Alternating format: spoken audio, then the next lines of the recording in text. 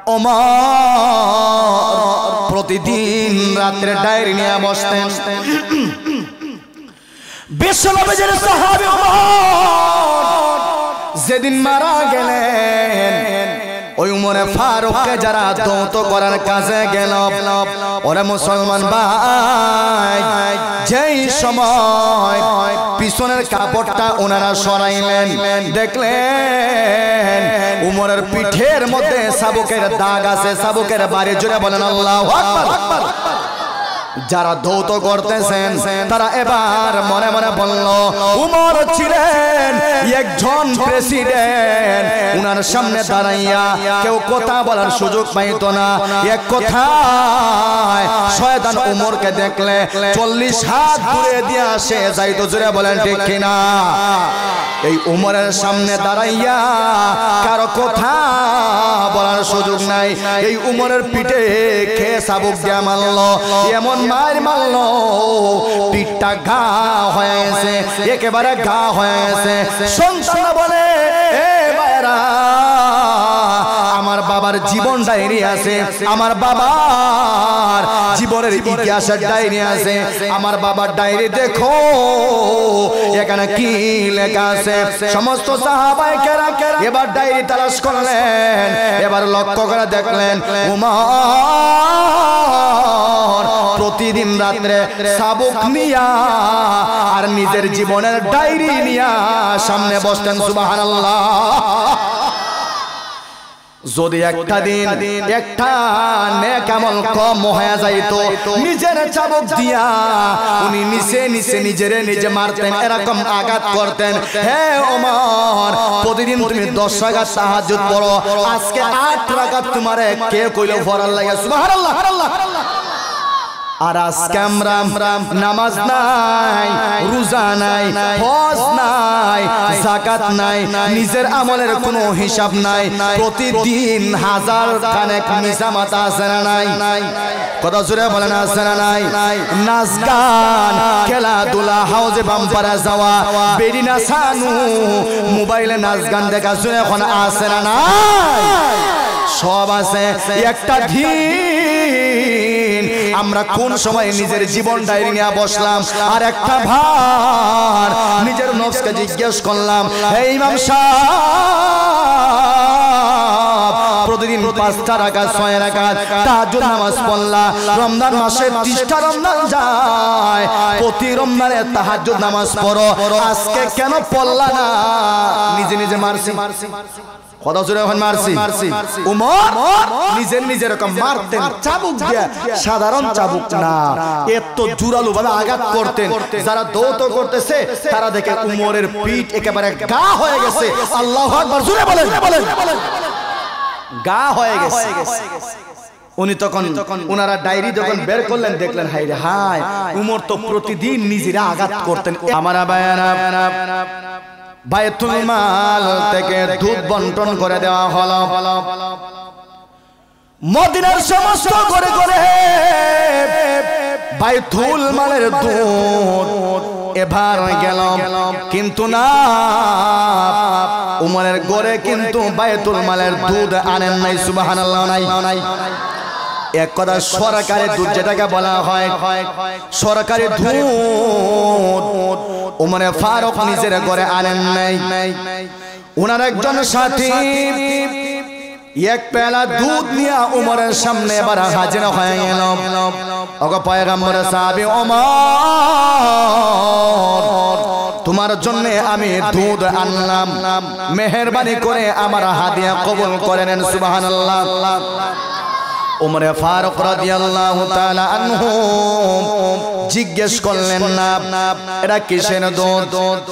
বিশ্বনবীর সাহাবী ওমর সঙ্গে সঙ্গে যখন দুধটাকে পেলেন, তারপরে উনার ভিতরে একটা কথা জাগ্রত হয়ে গেল, হায় রে হায়, আমার পেটের ভিতরে যে দুধটা আমি দিলাম, এই দুধটা কিসের দুধ? আজকেই তো সরকারি দুধ বন্টন করা হয়ে গেল। জোরে বলেন ঠিক কিনা? ওমরে ফারুক এবার জিজ্ঞেস করলেন, ওরে ভাই আমাকে যে দুধটা তুমি হাদিয়া দিলা এটা কিসের দুধ আমাকে তুমি হাদিয়া দিলা? এর সাথে ভাই আমাকে বলো যে দুধটা আমার পেটের ভিতরে তুমি ঢুকাইয়া দিলা ওই দুধটা কিসের দুধ? এবার সাথী বলে, হে ওমর আজকে তো তুমি তোমার নিজের হাতে বায়তুল মালের সরকারি উটের দুধ বন্টন করলা, আমার ভাগ্য তো একটা পেয়ালা দুধ আসছে। সুবহানাল্লাহ। আমার ভাইয়ারা এর জন্য আমি চিন্তা করলাম খলিফাতুল মুসলিমিন ওমর উনি তো সদকার মাল উনি খাবেন না, কাজে আমি তো পাইলাম সদকার মাল, আমি ওই মালটাকে আমার পক্ষ থেকে উমরে ফারুককে আমি হাদিয়া দিয়ে দিব। আরে ভাই আমি আমার পক্ষ থেকে তোমারে হাদিয়া দিয়ে দিলাম ওই দুধটা। সুবহানাল্লাহ। এবার হলো আসল কথা, বালা করে বুঝছেন, বালা করে বুঝছেন। আমরা তো মেসাবা বলতে শুধু মেসাব না, দেশের মাল, গ্রামের মাল, সম্পদ, এলাকার মাল আমার হাতে আইলে এটারে বিভিন্ন ভাবে তাউল হয়ে লাগে নিজের ভেতরে ঢুকাই। কত জোরে হন ঠিক কিনা? আর একটু আস্তে হন ঠিক কিনা? এলাকার সম্পদ, গ্রামের সম্পদ, দেশের সম্পদ যদি আমার হাতে আসে বিভিন্ন মাসআলা ফিক কইরা আমি আমার নিজের পেটে নিজের পকেট আমি ঢুকাই, মরার পরে যেটা এবার হইব। কত জোরে হন ঠিক কিনা? উমারে কইলা বাইরে কিতাব দিছো আমার পেট কত সদগার মালা কি ইন্নালিল্লাহ। কই হুজুর সদকাটা পাইছে আমি, কিন্তু আমার জন্য সদকা লানা সাদাকাতুন, আমার জন্য সদকা আপনারা আমি হাদিয়া দিয়ে দিলাম। উমরে ফারুক বলেন বাইরে এটা তারপরে তো সরকারি মাল। কত জোরে হন না? তোমারে আমি সরকার, আমি নিজে সরকার, তোমার আমি দুধটা দিছি এক পেলা দুধ, কিন্তু তারপর তারা সরকারি মাল না, কিন্তু আমি যে খাইলাম কতটুকু যুক্তি হইল? কিয়ামতের মাঠে আল্লাহ যদি প্রশ্ন করেন, এ ওমর নিজের সাহস নাই মানুষের চোখকে আড়াল করিয়া সরকারি উঠের দুধ নিজে আত্মসাৎ করার, এজন্য আরেকজনকে তুমি সদকা দিয়া এবার নিজে হাদিয়া বানায়া নিজের পেটে ঢুকাইলাই, তোমার পেটের ভিতরে তো সরকারি মাল দেখা যায়। কত জোরে হন ঠিক কিনা? এ ওমর তোমার পেটের ভিতরে সরকারি মাল, তোমার পেটের ভিতরে সরকারি মাল কেন? আরে ওমর আগে সরকারি মালের হিসাবটা আমরা দেয়া যাও, তারপরে তুমি সামনে যাও। জোরে বলেন ঠিক কিনা? উমরে ফারুক এবার বললেন, ওরে আমার ভাই শোনো, আমার আল্লাহ যদি কিয়ামতের মাঠে আমার প্রশ্ন করলেন যে তুমি নিজে খাওয়ার সুযোগ পাইছিলে না, কারণ দিন তো ফর সবকিছু, কিন্তু সরকারি মানলে হাদিয়া বানায় নিজের পেটে ঢুকাইলে আল্লাহ জিগাইতে পারে না? তো আল্লাহর কাছে আমি জবাব দিব কিটা? আল্লাহর কাছে আমার জবাব দেওয়ার কোনো কিছু থাকবে না। উমরে ফারুক রাদিয়াল্লাহু তাআলা তখন কি করলেন? একেবারে পেট ভরে পানি খাইছেন, পেট ভরে পানি খাইয়া এরপর নিজে আঙ্গুল ঢুকাইছেন, আঙ্গুল ঢুকাইয়া যা দুধ খাইছিলেন সরকারি মালের, যা দুধ খাইছিলেন সব কিছু বমি কইরা ভিতর থেকে বের করে নিয়ে আসলেন। সুবহানাল্লাহ। বাড়ি ধইবাই গিয়া তার একটু সুবহানাল্লাহ জুড়ে হই না? সুবহানাল্লাহ। আর আজকে আমরা সরকারি মাল ভেটো ঢুকাইলে হয় না, এটা খুব মজা লাগে। কত জোরে হয় না ঠিক কিনা? দেখবেন ঈদের সময় আইলে নিজের ঘরে এটা মজা লাগে, কথা জোরে হয় না? নিজের ঘরে এটা মজা লাগে না। কিতা থেকে কিতা তেল বেশি দিলাইছো, কিন্তু অন্য গরো বাবির গরো গেলে বা বন্ধুর গরো গেলে তেল বেশি না একবার ডুবাই দিল, খুব মজা হয়েছে ভিডিওটা আজকে।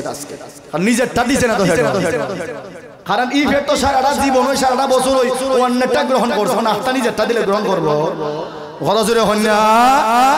সব সময় সুদ খাইছে, ঘুষ খাইছে, হারামটা ঢুকাইছে, এখন যদি হালালটা দেন এটা আসল লইব নি, ভিতরে গেলে কুল্লা কুলে আরাম হইব। কথা জোরে ঠিক কিনা কাজেই উমরে ফারুক বললেন ভাই রে আল্লাহ যদি কিয়ামতের মাঠে আমাকে জিজ্ঞেস করে যে তুমি তো নিজে সরকার রাস্তায় খাইতে পারছো না কিন্তু এটার সোয়াদ গালমাল এটা কিন্তু এটার হাদিয়া বানাই নিজের পেটে ঢুকাইছো তোমার পেটে তো দেখা যায় সরকারি মাল এটাকে বের করো হিসাবটা দিয়া যাও কাজে আল্লাহর কাছে হিসাব দেওয়ার আমার কোনো সুযোগ থাকবে না কাজে এরা ভাই না আমার দ্বারা সম্ভব না সুবহানাল্লাহ জোরে বলে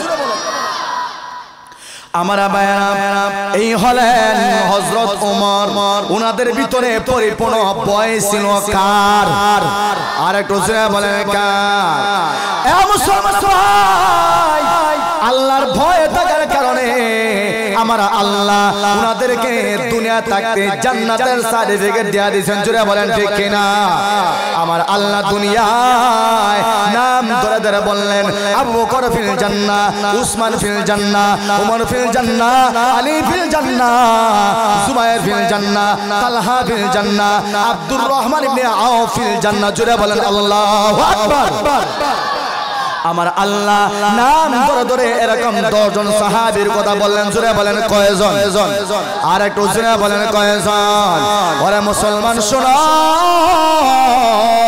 আমার পয়গম্বর এবার বললেন ওরে উম্মতেরা তোমরা 10 জন সাহাবী দুনিয়া থাকতে জান্নাতের সার্টিফিকেট তোমরা পেয়ে গেলা জোরে বলেন সুবহানাল্লাহ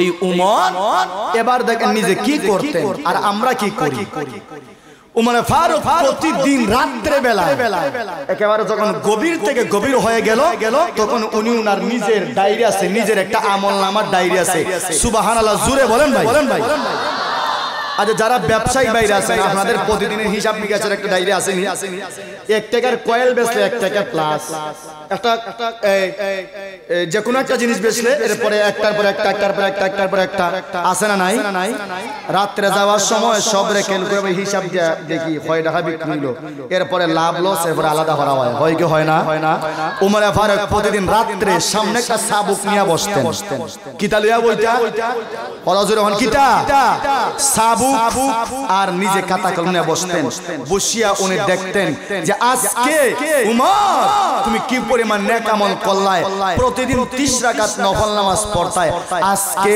কয় রাকাত পড়ছো সুবহানাল্লাহ জোরে হইবানি আমার ভাইরা